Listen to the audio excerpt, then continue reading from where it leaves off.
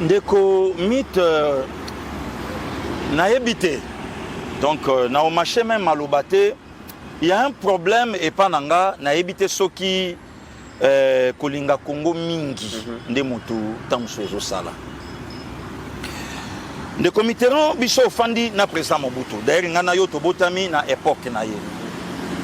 Maréchal Mobutu a gardé Zaïre.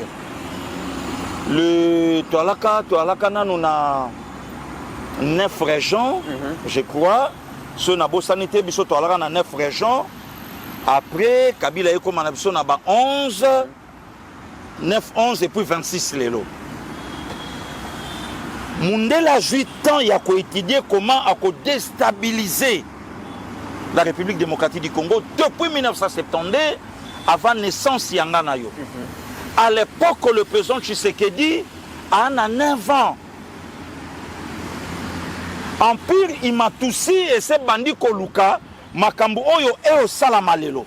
Ne commis na banayo sur 2 axes. Sur le plan spirituel et sur le plan politique. N'a pas expliqué yo. Pour au moment que le tout ça, il y a des Congolais na poso le quoi nga, mais amenaye na Rwanda le quoi mwanga tchitchu. Un Rwandais. Toza na bango. Bakoza la partout. Na boina loba et comment na contre la cohésion. Non. Mais il y a des fois des comités à un certain niveau, il faut toloba. Le président Tshisekedi, avant Ayana pouvoir, un Congolais vrai, de père et de mère, trompé par le Rwanda. Babi Tokoide yo comme président, hein, to chassé Mobutu. Oui, bien qu'il y a eu Mobutu depuis longtemps, c'est un dictateur. Tu profiter, n'engue santé comme déranger, et tu comati, yo soit pouvoir. Laurent désira signer des accords tant que rebelle. Laurent y a commis président. A moni bokonza tali mboka na ye. Alobi ba accord wana to signer qui en tant que rebelle. Mais aujourd'hui, je suis président de la République démocratique du Congo. Bakor wane ko ina mai to ba commander nini to ko sala. Le comité na o continuer koloba. Le loba to bazo pointer du doigt na président Tshisekedi. Mais batu ba yebi comment et combien Congo ezala ka effacé na époque diplomatie à Congo et cela qui contrôlé par le Rwanda et par un Rwandais au Congo Bizimakara Asana Bisoni. Le comité tuna bandeko basi oyo ba vivaka ba relation amoureuse avec un féticheur et magicien ayebisa yo sort ebele bakufa ebele ebebisela bango vie ebele tuna biso bandeko mibali bandeko batambola na mwasala na misala mabe ndenge ebele pe bakota na sa mabele ebela zo retard parce que Congo démocratique diplomatiquement parlant un Rwandais officiellement Bizimakara président de la République kokana tena mutuna ye qu'un jour nana comme président Bissonio Soto Obunda et tiens Tshisekedi Mulumba son père aya comme président. Des comités natifs sur le plan diplomatique na ye na armée na yebisa ki on a plateau awa le lo Congo zo fout à 60 millions par mois cause même il y a pas problème autocomi nango lelo mais mutazo diriger armée ya République démocratique du Congo un Rwandais. C'est que yemo comme tabanda ko boma ba soda awa. C'est que yebisanga ba militaire rwandais ba kufa awa na sol congolais, mais tandis que ba militaire congolais batinda bango kitona, batinda bango na base Kamina et belé ba boma bango kuna. So ba nani ba boma ka ba militaire rwandais na sol congolais, soki bango moko ba rwandais te. Président Tshisekedi na poto Azobunda, na mutuna été que na sa la rébellion un jour na comme président de la République. Ne commis bakangi biso na ba axe tout jusqu'à ce que ba coincer Laurent Désiré Kabila babomi. Prophétiquement parlant, Renard Bonke Ayaka Awa na palais du peuple je crois en 1995. Bonke a fait sa message. À l'objet la chute du président Mobutu.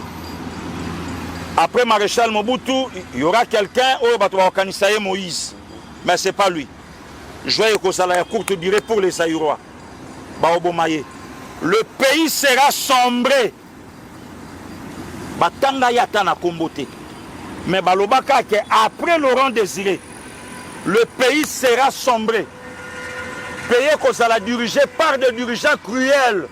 Oh, le long de comité là, babi foba zonga. A na passion pour na Congo. Congo est pessignon soyez fazonga.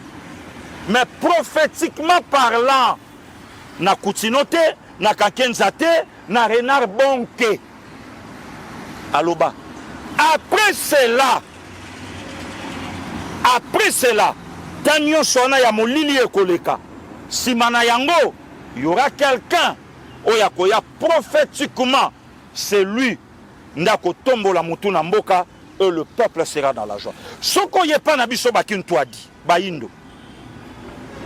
Prophétie ebima, oya kokende, oya koya yete. De comité to koma na ona nkamba.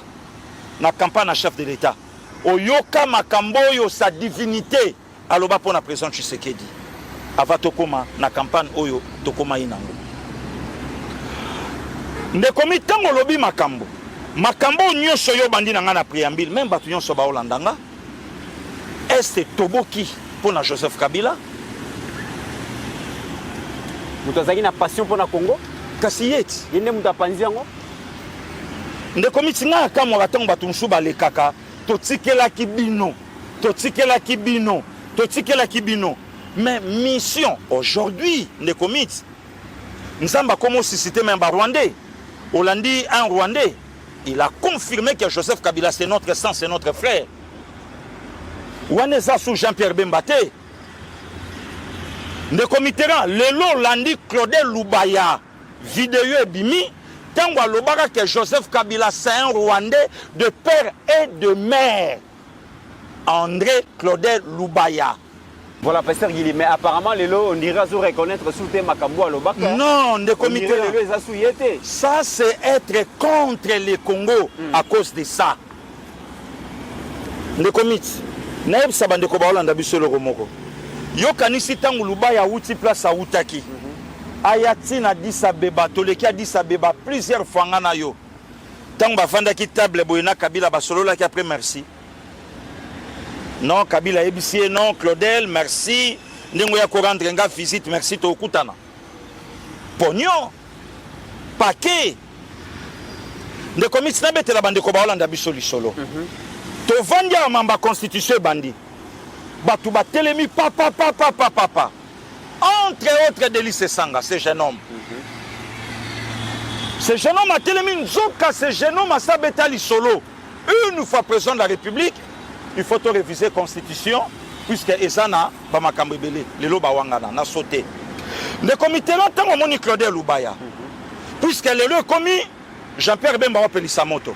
Babiyende mutazo, azo panzamboka. Babiyende kutunde mutazo boma cohésion, azo boma unité nationale. Et c'est que peut-être mon conseil a recadré, a calmé, parce que Azobo majeur, pasteur Guili. Le comité NASA contre la cohésion nationale. D'ailleurs, je suis d'accord. De un, pasteur Guili est communicateur à MLCT. De deux, Batouba Monangana nous te place Moko, na ke kojo enveloppe. Moi, c'est le Congo. Nakutana, na Kulutu Jean-Pierre Bemba, na yo, na Badolite, tant que qui na chef de l'État. Pasteur Guili, ça va, mes respects. Ici, ce qui Jean-Pierre Bemba au Panza, Mboka, pour lobby que Joseph Kabila Rwandais, Claudel Lubayati, à lobby, pour la vidéo. Ce qu'on est comité là, ce qui, moi, Mboka Jean-Pierre Bemba, à ce Panza Mboka, à l'ingi cohésion nationale, te. Bongo Moïse Katumbi. Hein? Katumbi wa yebi Kabila bien. Le comité là. Basa eloko mokoti. Katumbi a lobby na biso. Ngai kutu na tongo a lobby lelo. Na ota la carte na ngai ya vert. Carte wana ba parents na biso balai na on époque Zaïre, place auto yeba ki ba date de naissance na biso na ya bandeko na biso. Katumbi a lobby nga kutu na ota la oya nga na tongo. Mais bo tu na ye. Auta Tanzanie aya awa na quelle carte, na quel passeport zaïrois. Le comité là parent de Thérèse. Nalandi naloba mwana mboka te. OK. Jeannette Kabila po ya za mwana mboka te. Oh. Non non, ndeko mite faut ça la part des choses. Naza contre cohésion te. Ah. Mais comment yozo ko bana mwana musée Laurent Désiré Kabila boy? Ndeko mite na ya. Naza contre cohésion te lobi ba interpeller nga. Non. Na oloba. Jeannette Kabila telemina parler du peuple na biso. Yoka. Azoui bisa ba député na biso. Bonjour expérience. Il y a notre nation. Le côté ali falan César yangate. Mais notre nation. Ce na limboli yango na lingala mboka na biso. Mboka na biso ngo nini? Tanzanie. To yekola ki mingi kuna soko zui diplôme d'état avant kende université. Il faut enrôler dans le service national. Service national symbolise misala dédié aux nationaux. Banamboka. Le comité to komi na yo Afrique du Sud. Balobi na biso bato yo moni nyonso ba okombola na banzela. Ba sud-africains puis ce sont des gens de renseignement. Mais et pas na biso na Kisasa, musala ya pasi. Na Israël, ba chauffeur taximan nyonso, ba gens ya renseignement. Jeannette alobi na biso, tozwa ndakisa ya mboka na bango. Mais tant que ba tozwa ndakisa mboka na bango, aza député ba pesi commission ya défense et sécurité. Wana chiseke du président. Non non fachi président. Na lingi pasteur Gili lokola le débat sur la nationalité à Joseph Kabila eko pe la moto. Tolanda sous moi 2 vidéos wana makambo oyo Moïse Katumba lobaki sur la nationalité à Joseph Kabila. Et puis Moïse Katumba le comité pour confirmer bandeko. Oui. Moïse alobi ka Joseph T. Moïse alobi lui et sa famille. Très bien. Ye na libota na ye botuna. Sikoyo pona confirmer mambo Moïse alobi po Moïse angolo. OK. Kabila Nzombo. Moïse Ngolo Kabila Nzombo. Mais bavandara ne balete un de comité rang. Un de comité. Okay. Est-ce que wana na fingi encore pour 5 ans? Hey, wana ozo kopé ça comme exemple. Mais kasi. Hein? Oyo Ngolo Nzombo. Avant tota la ba vidéo wana. Siko yo Ngolo zolo ba mama Nzombo. Okoboya ngengeni. Bon siko ngai mutamokili. Na yebe balete. Na yebi makambo leka ne balete. Nana koyebisa Ngolo akoseli Nzombo makambo ndenge nini? Et tant Ngolo oloba lui et sa famille le comité pour la première fois depuis 2001 si 2024 nga moko na famille nanga na kufeli de 2001 tilelo na kufela propre petite sœur nanga même père même mère na 2009 depuis 2001 tilelo bato basalaka te na famille nanga bakota lelo gilia nanga azalaka te depuis 2001 tilelo le comité ba diplôme ezalaka te ekoti depuis 2001 tilelo pasteur Gila salaka elo côté lelo comme panneau panneau publicitaire dirigeant ya chorale ya communication à Congo. OK. Yem tapé sakaton de l'équipe à communication. A commis. Mais le comité tozo mutu banda ya comme président depuis jeudi 26 janvier officiellement.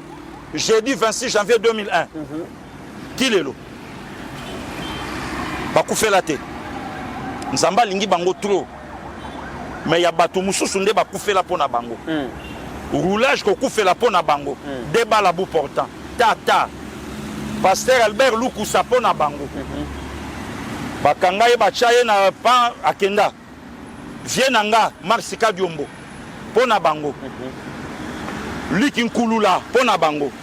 Daniel Boteti Loleke pona bango. Pona bani litani basante. Marius Gangale pona bango. Frank Ngike pona bango na mwasi. Floribert Chebeya na beau frère na ye Fidel Basana pona bango. Le comité basa est belé mais bango moko bato na misato bakufa te. Bakufela pété. Sikoyo Jeannette alobi bozwa exemple la famille na biso. Katumbi alobi tuna ye na famille na ye na bande konaye baya na quel passeport ndeko na ye moko à Télémé lobby, c'est depuis 1997. Le comité, moi je suis Bokwala Ilongi. Naza na famille à Babokwala, famille à Baefoloko. Na osa l'émission na Kinshasa. Bazwa morceau ba pesa Shulai. Ndeko nango abogaro. Shulai passé gila abi wewe. Na ligne famille passé gila père Aleki nanga. Père nanga Vianto Evoloko. A obenga papa na ye Georges Noko. Bazao, balio. Le comité to kenda na yo quelque part. Na koti na ebite ga oya vandu na nièce na ngai. Na place à likolo to vanda lobi parmi bino mutu moko azawa ndeko nanga. Na niveau famille baloba nanga na batele me ye moko ayebaka te. Na yo témoin to vandi. Ngate na lobi a mit to ke dépendre ko nanga te. Nanga moko kidiba pan tanga photo bimi kao. Moutalobi, c'est depuis 1997, Tokota na famille à Laurent Désiré. Ah, Tokoma ki ba Congolais, Tokoma ki ba Kabila, kaka tangu to yaki na Kisasa le 17 mai. Wana lisusu naza contre cohésion nationale.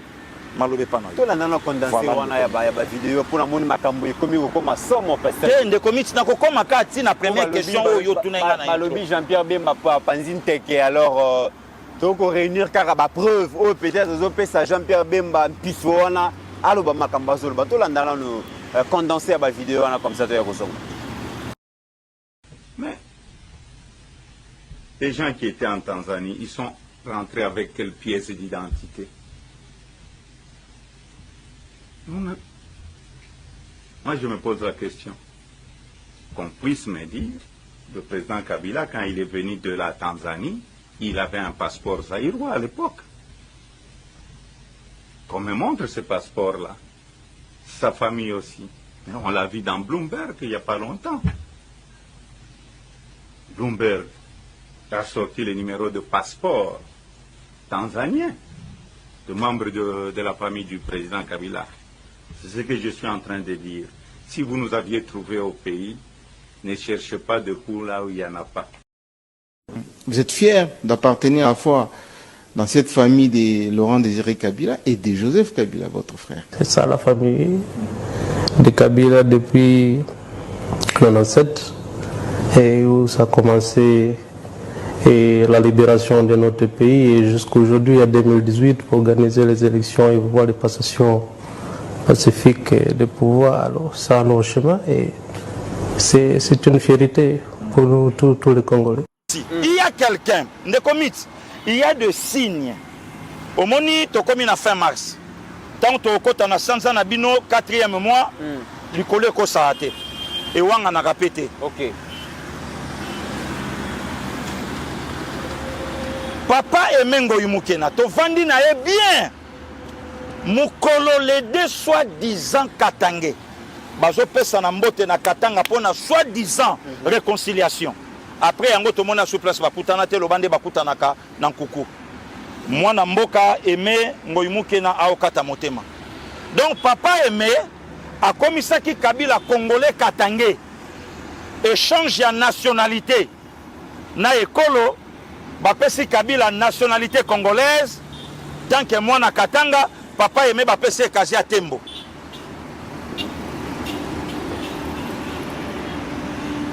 On appelle le son de commissaire contre cohésion. Donc finalement, ce que cohésion, identité katangese était comme na kazi ya tembo. Na kazi ya tembo. Wananga ite de committeran papa aimé ngoyimukena. To sauté yango ndeko Mitterrand ya. Un député belge na siège à l'Union européenne à Bruxelles na komawana. Na moni même nande ko na biso a moi si chancelier chala nzamba batela e place azali musala kitoko nebela bwanyanko la pesa ye na moni epe libanda wana asali musana ye ndenga osala pona obundela mboka na ye libanda. Il y a un député belge à Téléma alobi kopa koboma Laurent Désiré ndeko mit landanga très bien et banda awa na Belgique. Belgique alaki ami ya Rwanda bauto beba na sikoyo. Député belge alobi, j'ai même des preuves. complot koboma Laurent Désiré Banda à Bruxelles, ba associé États-Unis a passé accord babomi Laurent Désiré et bakei koluka un jeune homme de la nationalité rwandaise. De quel motif? Ba osala ye président, bako yoka, bako manipuler ye. Président, bako manipuler pour la partie est. Récemment, on est comité un Camerounais. Avant tout, mais pas Camerounais, tout là dans la vidéo. Le groupe Europe des Nations des Libertés, M. Schaffhauser. Je voudrais d'abord remercier mes collègues, une fois n'est pas coutume, pour leur pertinence sur l'analyse du Congo et plus particulièrement M. Pitela. C'est un pays que j'aime beaucoup. J'ai moi-même été auprès du vice-président dans la période de transition, Zaïdine Goma, et j'ai suivi cette transition en étant un des acteurs. La difficulté du Congo RDC, c'est sa richesse. Puis-je rappeler que Laurent Désiré Kabila on est allé le chercher parce que l'Ouganda et le Rwanda avaient décidé, sur ordre d'une puissance extérieure, je peux donner des précisions, d'envahir le pays. Puis-je rappeler que pendant que Laurent Désiré Kabila envahissait le pays, un certain nombre de sociétés signaient des contrats. C'était des sociétés américaines.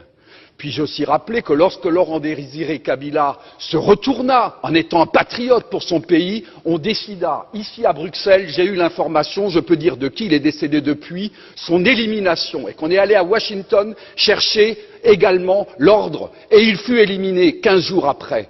Et puis-je rappeler qu'on est allé chercher alors Joseph Kabila en se disant, ce jeune, on le manipulerait parce qu'il n'était pas il était de nationalité rwandaise et qu'on allait en faire un président.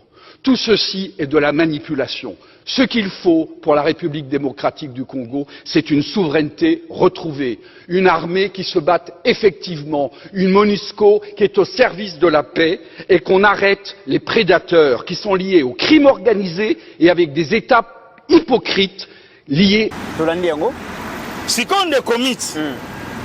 Jean-Pierre Bemba azotambola mpona kopanza cohésion yango na nani? Malgré nyonso oyo lakisi olobi ke Kabila aza congolais te, malgré nyonso toyoki wana, mais le prêtre Senko na ECC mpona korésoudre makambo oyo tozobundana nango ntongo midi pokwa ya bitumba baconsulte bacongolais pasteur Gili baconsulte mpe bapaya parmi bacongolais baconsulte moto ya liboso kutu bakendaki komona Joseph Kabila wana ya liboso ya mibale eza na bapoliticien mosusu balobi ke malgré elobami eyebani ke Kabila azali congolais te tokanga misu kaka totia dra totia matiti likolo nango to évoluer parce que kolobaki Kabila za congolais te bozo frustré ba professeur d'université congolais bozo frustré Chadari bozo frustré Mova bozo frustré Minaku bozo frustré tous ces professeurs oyo bazalaki bantouraki Kabila pour ko réaliser vision na et passion na pour na Congo bozo frustré bango pasteur Yeli de comité je suis parmi pour na lobateur le seul je suis parmi les communicateurs na bandayi kolobake Kabila yaki a rassemblé les professeurs d'université a botoli bango ba diplôme na bango nyonso a joué à Vandeli yango a bibo kosala makambo ngana olobana bino.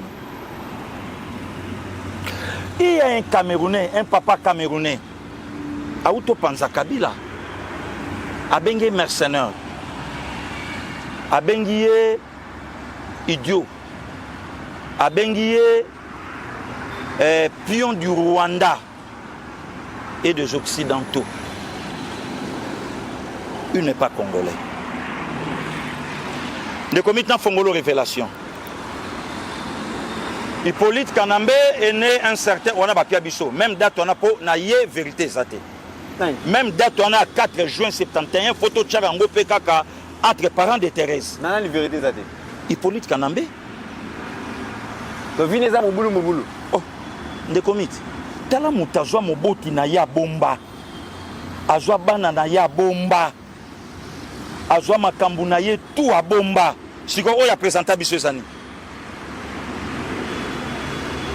nde navandi boye nayebi ke mwana liboso ya maréchal Mobutu né en 1955 décédé un certain 9 septembre 1994 pardon Jean-Paul Niwa Mobutu suivi ya maître Madova ya botamaka na poto en 1958 suivi ya grand frère nangai Konga après ya nanga Ngawali ya nanga Yango balandali naza nango na mutu ya biso ya obomba te donc de comité bino oyoka sonité botala mutalanda Joseph Kabila yeyo na sima bakokana yekota salaka na salaka ba faire na ye donc tine no ba congolais salaka bino pasité et salaka bino sonité de comité et salaka biso pasité to vandi le lotango cohésion nationale to nango besoin mais n'est pas de notre même date à 4 juin on a photo chango tema de comité na koti na ba histoire balobi Laurent Désiré na Mama Sifa bakuta en 1988 mais Joseph Kabila né le 4 juin 1971 c'est appelé quoi histoire Mobutu Mobutu baloba maman et Mabuta na âge 8 ans on a 22 ans ndeko ba président surtout soaka ba mamba vile balobi ba passer na bango etrouver peuple Laurent Désiré et Mama Sifa kokuta na boye na 1988 mais Joseph Kabila né en 1971 17 ans na kachua et bima bongo donc de commit quelque part lelo pour Joseph Kabila lelo tokobomba na bisoté diplomatie agissante ya président Tshisekedi pression ya mwana mboka Jean-Pierre Bemba et bimisi Joseph Kabila vrai donc en fait abimi na carapace ya kolakisa bino ke ok ngai sikoyo donc des comités toi qui infiltré comme pas possible koya ya Joseph Kabila de 2001 à 2019 le Congo démocratique mon pays à connaître plus de 10 millions de morts koya ya Joseph Kabila na pouvoir de comité na 2008 tobandi mamba rébellion makambo yememi biso lelo tobandi yango CNDP RCD M23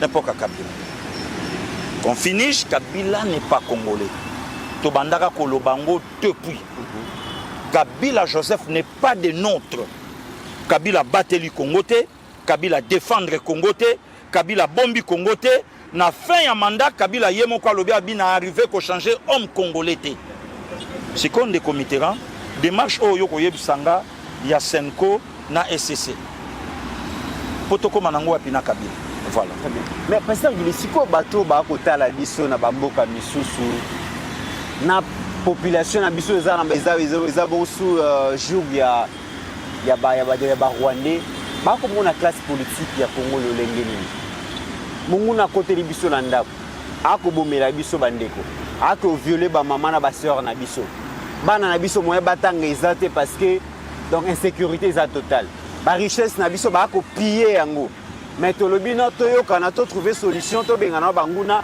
ba congolais musu ba lobi te président Félix Aza moyibi président Félix Aza corrupteur président Félix Aza tribaliste makambo na tali biso te biso photo so le comité attendait to so ba mo na biso banani ba congolais le comité ngana oloba makambo yo ya na possession nanga tozala na yo tovandi mokonzi mboka fandi à 1 mètre nanga pasteur Gili na lobi bien président de la République pour mikolo moni ba komi ko pekisa koloba na kombo ya président mais na oloba likambo yo ngai na nango na maboko pasteur Gili tuela ngabi oui béton petino yo asa président baluki alobi o ana mission na oloba bien Félix Antoine Moutonga na vota 2 fois wana mission na pesio ya liboso en attendant nomination Mama Tina Salama tanga kombo po kombo ezoya ndeko kombo ezoya kombo ya te Comment on est Comment vous avez Pasteur Guili? Mama Tina Salama Otangambo. Ba opesa na kati kuna bien signé président de la République Félix Antoine Tshisekedi Tshilombo parmi ba kombo ba otanga. Ndeko miti yo moko omona ndenge pour tour et au CPLA. On se met de la poudre. Ah, na lobby yo moko omona ndenge pour tour et au CPLA. Yo moko omona ndeko miti ndenge pour tour tribune au telema. Beto lobby nanga Pasteur Guili. Yo wana mission na kata IDPS. Na oh beto abi we. Et si kanyo soyo koleka na lo bango na TV. Et si kanyo soyo koleka yebisa batuke na Congo tozaka na ekolo moko. Ekolo yango na Congo kombo nango Congo. Donc tribalisme na IDPS yoza des comités là na terme moko alobaka soko parler mamba drapeau couleur rouge voilà bande rouge ils ont traversé Congo et ils ont traversé Congo nga siko na bongo na IDPS siko na bongo na Congo beto apianga mission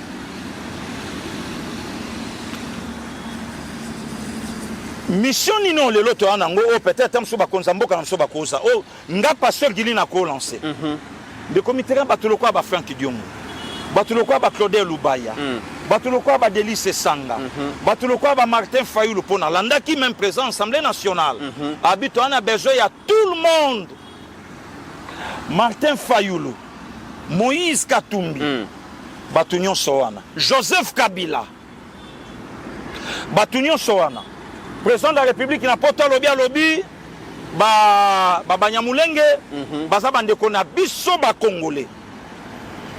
Ah, président bi ok. Mamela isoi assista ifraste. Alobi bala kisabiso. Soki baza ba Congolais do Banyamulenga ko bo mandeko na yete. Baya sikoyo baya to fanda. Soki mutalobi ke na kovanda na président Félix te Moyibi. OK. Le comité ngape na otika kolobela mokonza mboka te. Ah, le comité. Oh. Otika kolobela te. Béton national. Siko ngana tika koloba luwara zo finga. Donc eza lokola ozo bundana mutu yo ba opexo ba kangyo maboko. Ye kuna ba ya zo betaka makofi. Tio we rotoboka lisu na likofi. Ngai fona défendre ngana na mission nga spéciale oyo nkola pianga na Congo. Mais président de la République ayiba nini ayokuta budget na 4 milliards a multiplier yango fois 4. Le comité président de la République ayiba nini depuis armée na biso ezala armée na nezo dotation oyo eza nango lelo te. Président de la République ayiba nini le comité na ya otali biloko ezalaka na Congo te et botami na Congo précisément na Kinshasa ba province musu to ko antamango bientôt. Président de la République ayiba nini de comité na ya mokonza mboka atomboli mungongo alobi makambo cache ezate mboka nyonso ana posa eloko moko na Congo aya na porte étroite to négocier to solola yazwa biso peto senga o biso to anango bosenga.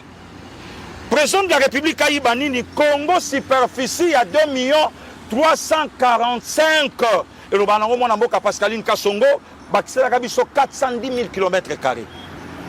Et zangaka palais présidentiel. Mais président il y a 18 ans à Tonganda koute matonga ba ferme. Oyebi Kabila na posa ba climatiseur te panaye. Ponani. Modèle Kabila kangela ba espace même matin mukolo wana mulunge ba climatiseur ya ba kashamata ya ba kingakati donc ezoko pesa mu pepe tout Kabila ozwango on a banzete de comité là Tshisekedi ayiba Tshisekedi otonga palais présidentiel pour na 6e 7e na 8e président bakoya ba ofanda wana mais kingakati privé Kashamata et faux perso mbongo ya Congo. Tshisekedi Félix ayiba nini asali entreprise mon côté oyo même hold up bimisa selon ba enquête toyeba 0. Siko pourquoi pas bana mboka lokwa ba Frank Diongo ba fouti ya monnaie de singe na Rwanda chassé. Mais yoka likambo Pasteur Gili. Président Félix Ndengozolo Batango Aye a constaté que Kabila gérait Mboka ou na ba politicien et la plupart ils allaient qui ba professeurs d'université. Mais na ba université place oyo batangi saka ba chata peinture te ba repeindre ta ba université wanate. Facha lobi oh mais ce sont des professeurs d'université ata université batongi te ba repeindre te. Abani na Kinshasa, ake na Mbujimayi, ake na Bunia, atongi ba université. Président Félix alobi mais esengeli quand même congolais sur abeli ba soigner na hôpital Malonga na Congo. Amoni ke hôpital Malonga ezalité. Asengi ba repeindre donc ba réhabiliter ba tonga pe mama yemo, ba tonga Sendwe, ba tonga Kitambo, ezotonga masiko. Batongi ba centre de santé ainsi donc par-ci par-là. Ayo kokuta armée ba soda bazola ta malamu te tout ça. Abandi kola tisa bango malamu. Atongeli bango na hôpital à Malonga. Bango hôpital ya Malonga, ya na Kanchech. Mais malgré ça Pasteur Gili, Olivier Kamitatu alobi po toeki Jackson Roni sénateur américain yaki awasali rapport ya malamu te sur Congo akendaki na azaki na Congo na Kinshasa awa ake Kigali ake ipe Uganda mais na suka makambo lobi en tout cas eza malamu te pona biso témoignage ya malamu te mais yoko Olivier Kamitatu abi témoignage ya Ronnie Jackson oya yaki awa eza assorti na ba élément irréfutable et accablant. Abi les sénateurs américains enfoncent définitivement les 6 clous du cercueil d'un régime de prédateurs ou un régime à président Félix. Abi Kinshasa doit se rendre à l'évidence qu'il est bien plus compliqué d'acheter conscience à certains Congolais. Lobby régime à président Félix, ils ont corruption, ils ont vol, ils ont détournement, ils ont prédation. Donc président Félix Tshisekedi a démissionné.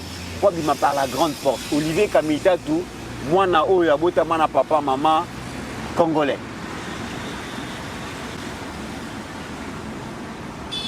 Photo na epina ba parents ya ngwana. Po yo ndi mateke yo yepe soki nene. Photo Olivier ya ngwana. Papa na ye Cléophas Kamitatu ye wana mama na ye wana yepe yo wana. Ndeko mitobi nini ele kanga na mutu siko. Munini susu. Dans la prison,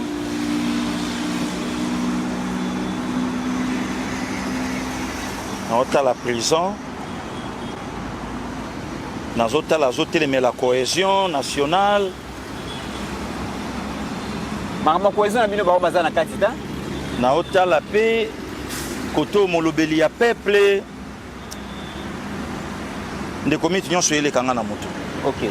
So nazolinga na respecter lignée oyo président Assemblée nationale a pesaki vient nga Vital Kamerhe. Lignée nini wana Pasteur Gili.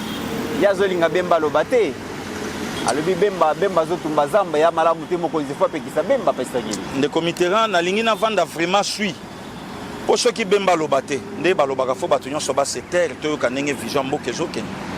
Nde mamezokende. Est-ce que mon loco Olivier Kamitatu a sa propre il y a parler lelo na gestion il y a président Tshisekedi. Ancien président de l'Assemblée nationale, aujourd'hui derrière un ancien gouverneur. Le comité Babiloko okuta onka na Congo. Oui que président de l'Assemblée nationale ba na résidence na bango. Donc akoya pe ki ça réclama que nous vendre. Oui que ba la rappel na salaire na bango. Bien sûr. Oyebi ke na palais du peuple photo na EP Zali oui. Même na ministère il y a plan photo nezali ndeko mito ebi parmi bato bapesi Kabila babeki entre autres Olivier Kamitatu sikoyo na oboya nakende mupanzi.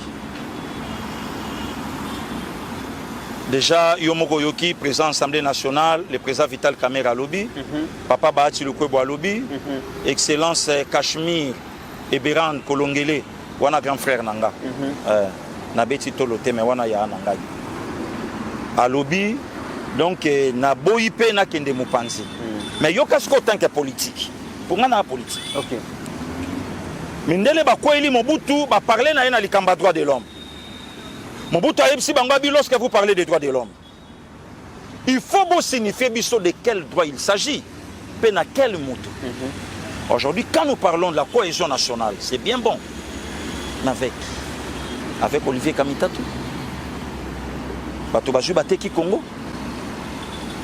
Hein? Il y a au moins un Congolais. Pour Mikolo, il s'engage toyeba parce que position à chaque acteur politique et s'engage toyeba à sa Congolais toté. Les toyeba ne c'est quoi position là est.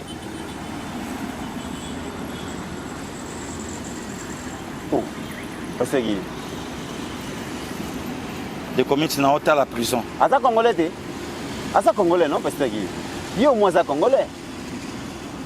À ça logo la Kabila t'es Kabila tout le monde a ba vidéo ah wa biso ba tout le bien côté. Mais Olivier quand même mais les comités cohésion nationale.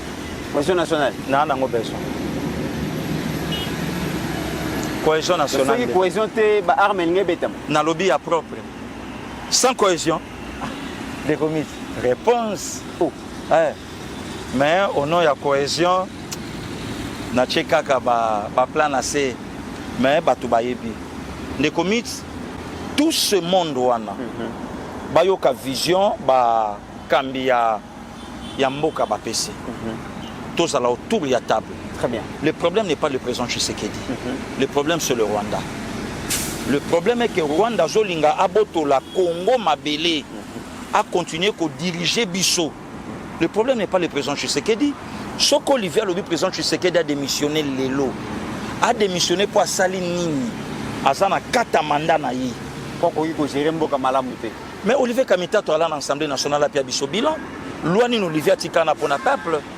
Olivier Azala na plan. A Bisso bilan passage na yi ne comité. Avant Lelo, à Tombola Mungongo Poaloba, na président Tshisekedi. Voilà un des comités. Très bien. Quelque part, l'autorité na bisopé, mais capé bazananga muna bisoke bisopé au CTRT, qui ne dit mon consent. Tant Olivier Zobé taba arme non conventionnelle na chef de l'État. Le temps bisoto vendu au nom à cohésion. Et ce côté Zokende. Bible lobby nanga la foi vient de ce qu'on attend. Oh bango bazolo baso bisoto répondre té. Et je l'attends zoto. Voilà. Olivier Temtako parlait na président Tshisekedi. Olivier Basombaye ndenge basombaka batutu. Ndenge basombaye. Eza nango mabete de comité là, pebi ke eza na ba patron muso aza na mbongo na ye. Maana posa za la côté na mutu moko ayebokoma pona musala na ye bazali. Nde loko ba embauchera Olivier Kamitatou. Ba Twitter,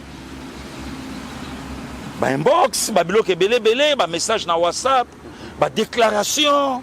Il